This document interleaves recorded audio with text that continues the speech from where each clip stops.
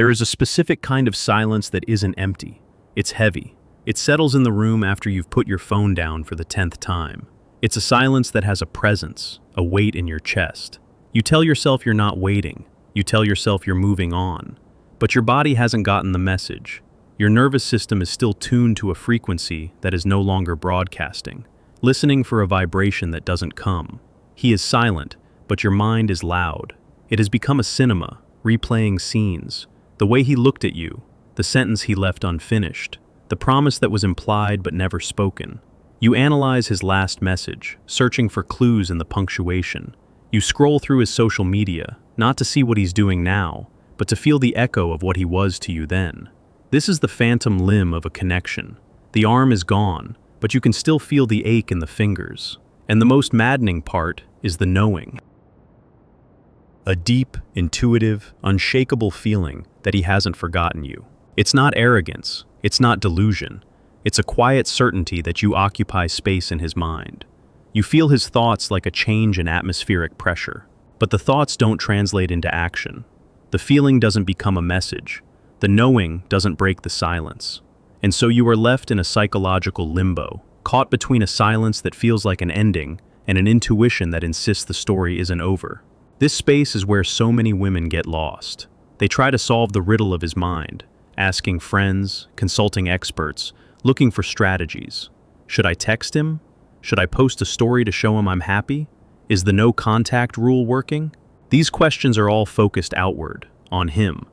They are attempts to manipulate a reality that is outside of your control. But they miss the entire point. The pain you are feeling is not just about him.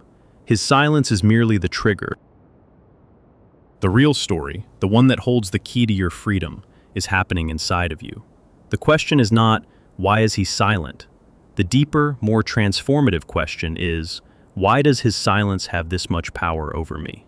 What he has activated, without even knowing it, is an unconscious emotional pattern. From a Jungian perspective, this is known as a complex. A complex is not a flaw or a weakness. It is a cluster of memories, emotions, and beliefs that orbit a central theme, like planets around a sun. These complexes live in our unconscious, and when a situation in the outer world resonates with their theme, they are awakened. They surge up from the depths of the psyche and take over our emotional reality. For many, the central theme of this particular complex is attachment and worthiness. It's an old story, often learned in childhood. It's the story that teaches us that love is conditional, that connection is precarious, and that we must remain vigilant to keep it. Perhaps you had a parent who was emotionally inconsistent, warm and present one moment, distant and preoccupied the next. You learned, without words, that you had to be a certain way, good, quiet, helpful, undemanding, to earn moments of their attention. You learned that absence didn't mean they didn't love you. It just meant you had to wait, patiently and quietly, for them to return. Your conscious mind has forgotten the details. You are a capable, intelligent, adult woman. But your unconscious remembers. It remembers the feeling of waiting by a door. It remembers the anxiety of an unpredictable emotional climate. It remembers the subtle belief that if you just wait long enough and prove your loyalty through your stillness, the connection will be restored. This man, with his intense presence followed by his sudden, unexplained absence, has unknowingly walked straight into the heart of this old emotional wound. He is playing a role in a play that was written long before you met him. His silence is not just his silence. It has become the echo of every past silence, every moment of withheld affection, every time you felt you had to earn your place. His silence feels so significant because your attachment complex has cast him in the leading role of the one who validates my worth. This is why it feels like more than just a breakup or a dating disappointment. It feels existential. It feels like your very value as a woman is on the line, being judged in the courtroom of his silence. The complex whispers to you, if he comes back, it means I am worthy. If he stays silent, it means I am not. This is the invisible chain that keeps you tethered to the silent phone. It's not love that is holding you captive. It is the hope of finally winning a very old game. But this is only what's happening on the surface of your awareness. The deeper truth is more uncomfortable. The complex doesn't just make you wait. It makes you choose the very people who will force you to wait. The unconscious is not logical. It seeks what is familiar. It is drawn to situations that replicate the original emotional puzzle, hoping that this time it can finally solve it. This is why you might find yourself repeatedly drawn to men who are emotionally unavailable, ambiguous, or inconsistent. The confident, straightforward man who clearly states his intentions might feel boring. There is no puzzle to solve. There is no validation to win. The connection feels easy, and to a psyche trained on the high-stakes drama of intermittent reinforcement, easy can be unconsciously translated as less valuable. The man who is a fortress of silence, on the other hand, is a fascinating challenge. Your complex is activated. Your psyche says, this. I know this dynamic. This is where I prove my worth. I will be the one who is patient enough, understanding enough, special enough to unlock him. And this is where we must talk about projection. In Jungian psychology, projection is the unconscious act of attributing our own inner qualities to another person. For a woman, a powerful projection often involves her animus, her inner masculine principle, the unconscious image of the ideal man that she carries within her. This animus is not just a fantasy. It is a composite of all her experiences and beliefs about masculine energy, her father, cultural figures, past lovers. When you feel an intense, almost fated connection with a man, you are often projecting your animus onto him. You are not seeing him as he is. You are seeing him draped in the golden light of your own inner potential. You see the king, the poet, the misunderstood genius that your soul yearns to connect with. You are in love not just with the man, but with the image your own psyche has painted over him. His silence, then, becomes part of the myth. It's not a red flag. It's proof of his depth. He's not avoidant. He's complex.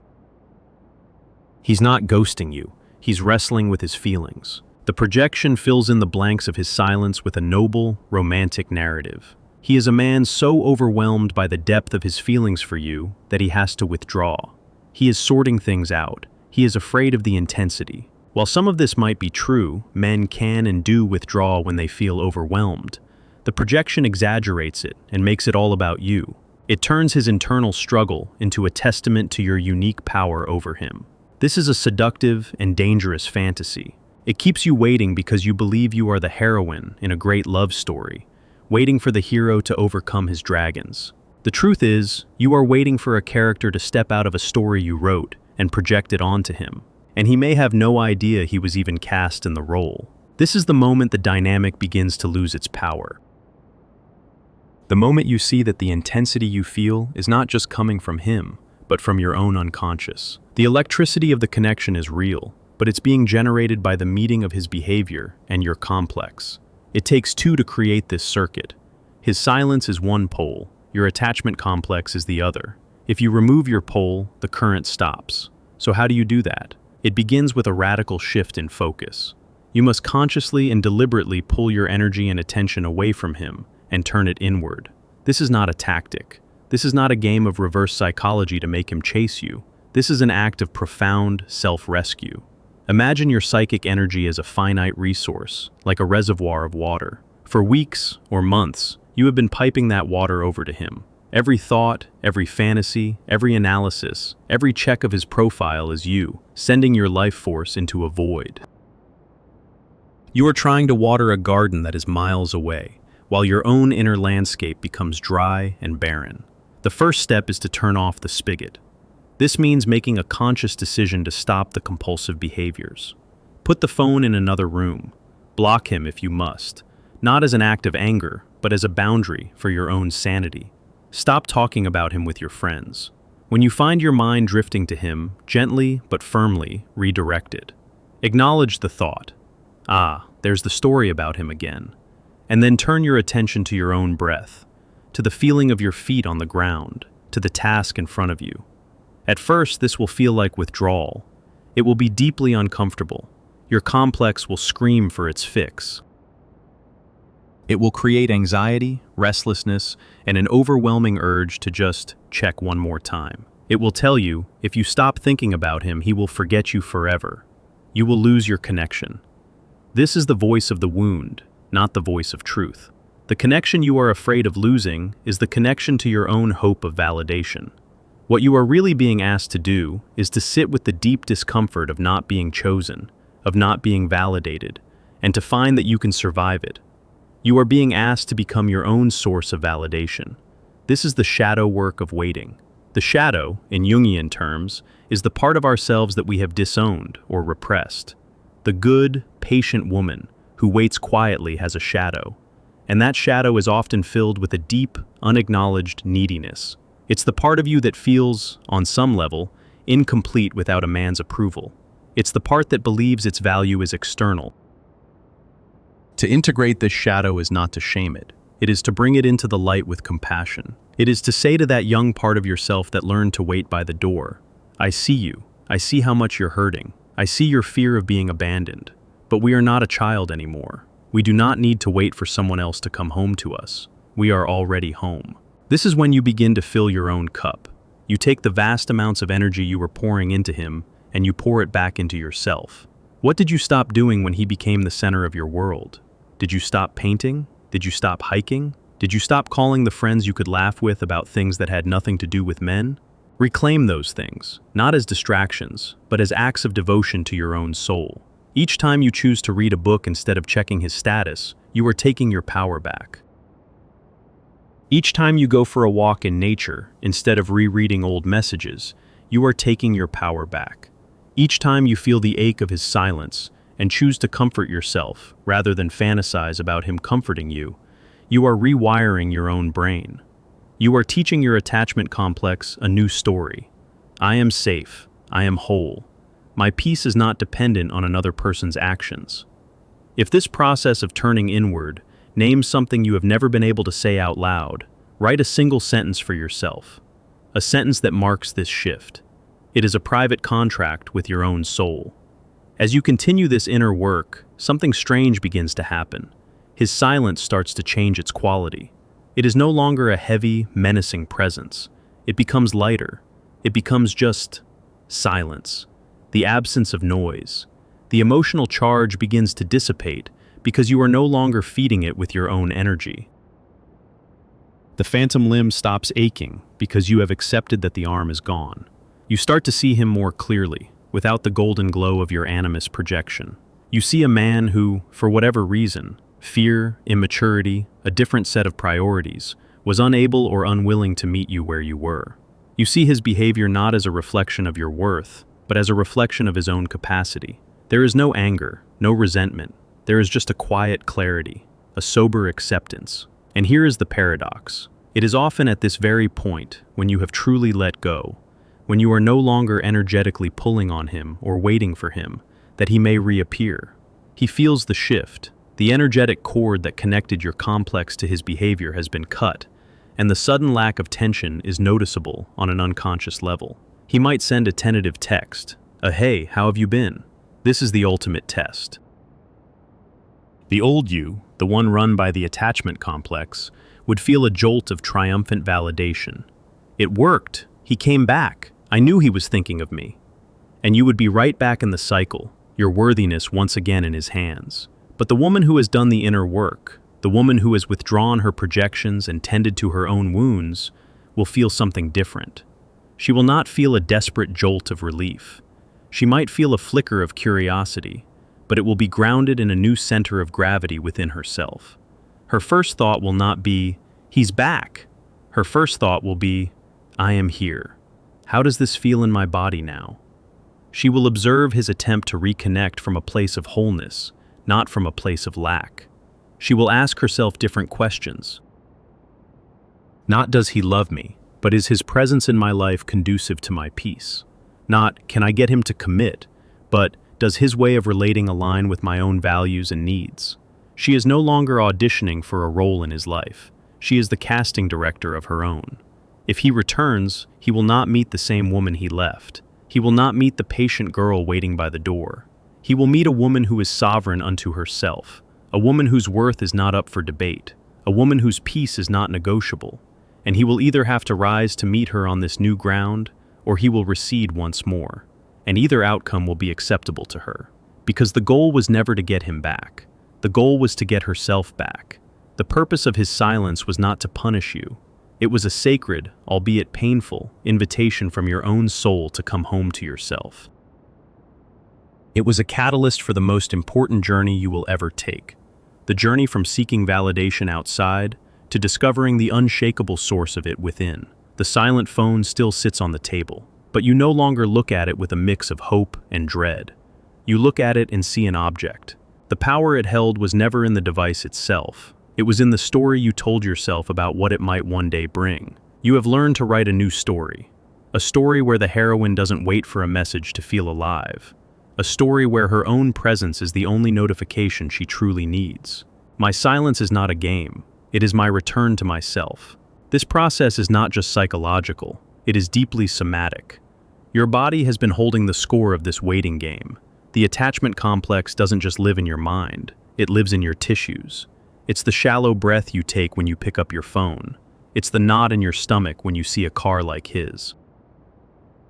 It's the tightness in your shoulders, braced for a disappointment that feels both ancient and immediate. As you pour your energy back into yourself, you are not just changing your thoughts, you are changing your physiology. When you choose to take a deep breath instead of checking for a message, you are sending a signal of safety to your nervous system. You are telling your body, on a cellular level, that the state of alarm is over. The threat, the perceived threat of abandonment, has passed. You will notice it in small ways at first. You will sleep more deeply. A tension you didn't even know you were carrying in your jaw will begin to release. Your laughter will sound more open, less guarded. This is the body memory layer of healing. It is the physical manifestation of coming home to yourself, of realizing that your body is a safe place to be, regardless of who is or isn't in your life. And as you inhabit your body more fully, you will have the courage to meet the less convenient parts of your shadow. The script of the patient, understanding woman is a noble one, but it is incomplete. Beneath her quiet waiting, other figures often stir in the darkness. There might be a shadow figure of pure, untamed rage, a part of you that is furious at being ignored, at being left in ambiguity, a part that wants to scream, "How dare you?" This rage is often judged as unfeminine or crazy, so we push it down. But in this work, you must give it a voice, if only to yourself. Write it out. Speak it aloud in an empty room. Acknowledge its existence without judgment. This anger is life force. It is the part of you that knows you deserve clarity and respect. It is a sacred boundary keeper. There may also be a manipulative shadow, the part that doesn't just want him back, but wants to win. It fantasizes about the perfect post, the perfect public sighting, the perfect text that will make him feel regret and come running back. It wants to prove that it can control the outcome. To integrate this shadow is to look at it with compassion and say, "I see you. I see your desire to have power in a situation where you feel powerless." But true power is not in manipulating him. It is in releasing the need to control him at all. By acknowledging these darker, more complex energies, you reclaim the power they hold. You are no longer just the patient maiden. You are the queen, the wild woman, the strategist, and you are integrating them all into a whole and formidable self. The inner signs of this integration will be subtle at first, then undeniable. You'll be in the grocery store and hear the song that was your song, and you will feel a gentle pang of nostalgia, like remembering a film you once saw, instead of a sharp, gut-wrenching pain. You will see a post from a mutual friend with him in the background, and your thumb will simply keep scrolling, your nervous system remaining calm. The emotional hook is gone. You can look at the memory without being pulled back into the water. This neutrality is not emptiness, it is freedom. It is the quiet, powerful peace of a battle that has been won, not by fighting harder, but by walking off the battlefield entirely. And then comes a later, more practical test. A day may arrive when you have a legitimate, logistical reason to contact him. A practical question about a shared friend, a piece of mail that arrived for him at your old address. In the past, this would have been a moment fraught with hidden meaning, a carefully constructed excuse to re-establish contact. But now, you observe yourself. Can you type the message, send it, and then put your phone down and walk away, completely detached from the outcome? Can you go about your day without the constant, low-level hum of anticipation? Whether he replies in 2 minutes, or 2 weeks, or never at all, has no bearing on your emotional state. If you can do this, you have passed a final exam. You have proven to yourself that the energetic cord is not just cut, but dissolved. This is also when you can finally afford to see his silence from a wider perspective. It was never a referendum on your worth. It was a broadcast of his own limitations. His silence may have been a product of his own unintegrated shadow, his own fear of engulfment by the feminine, a concept Jung called the anima. Perhaps your depth and presence activated his own wounds around intimacy. Perhaps he carries an avoidant attachment style, where closeness triggers a primal urge to flee. His withdrawal was his story, his pattern, his complex at play. You were simply the person who brought it to the surface. Seeing this doesn't excuse his behavior, but it depersonalizes it. It moves the story from "he rejected me" to "our unconscious wounds were not compatible for a healthy connection." And in that space, a profound sense of compassion can arise. For him, but more importantly for yourself, for having endured the crossfire of two unhealed histories. The purpose of his silence, in the grand archetypal scheme of your life, was never about him. It was a spiritual emergency call from your own psyche. It was an intervention, designed to stop you from continuing to seek your sense of self in the empty wells of emotionally unavailable partners. The pain was the alarm bell, waking you up from the trance of seeking external validation. The silence was a gift wrapped in sandpaper. It was a sacred void, and into that void, you were forced to pour yourself. You had to become your own lover, your own hero, your own source of comfort and validation. You had to learn to fill the silence not with anxious noise, but with the sound of your own soul, the music you love. The work that inspires you, the conversations that nourish you, the sound of your own steady breathing as you fall asleep, peaceful and whole, in a bed that is entirely your own. The silent phone still sits on the table, but you no longer look at it with a mix of hope and dread. You look at it and see an object. The power it held was never in the device itself. It was in the story you told yourself about what it might one day bring. You have learned to write a new story. A story where the heroine doesn't wait for a message to feel alive. A story where her own presence is the only notification she truly needs. His silence was the question. Your life is now the answer.